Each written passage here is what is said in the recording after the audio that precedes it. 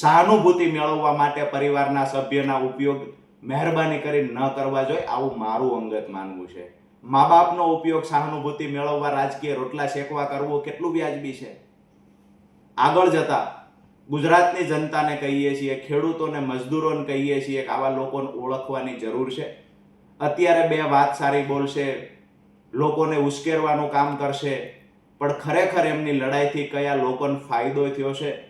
સિંચાઈનું પાણી બે ખેતર સુધી પહોંચ્યું, પાક નુકસાનનું વળતર બે ખેડૂતને મળ્યું છે ખરા? એક પણ જગ્યાએ વળતર મુદ્દે રજૂઆત થઈ છે ખરા?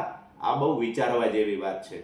માત્ર ચાર દિવાલ વચ્ચે ગમે એને ગાળો બોલવી, પરિવારને હેરાન કરે છે, આવું કઈ સહાનુભૂતિ મેળવવી, મન લાગે છે આ રાજનીતિ એક લેવલ સુધી ચાલે છે, પછી લોકો ઓળખી જાય છે અને પાપ અંતે સાપરે ચડીને પોકારે છે, જે ગઈકાલે પોકાર્યું છે. કહેવામાં આવ્યું કે એઆઈ થી વિડીયો બન્યો છે, ઓડિયો બન્યો છે. અરે એઆઈ ના માહેર તો તમે બધા છો, કેસ કરી નાખો.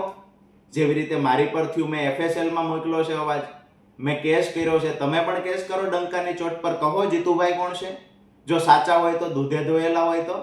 વાસ્તવિકતા એ છે કે એ પાર્ટીમાં આ જ કામ કરવામાં આવે છે, લોકોની સહાનુભૂતિ સાથે કેવી રીતે ખિલવાડ થાય.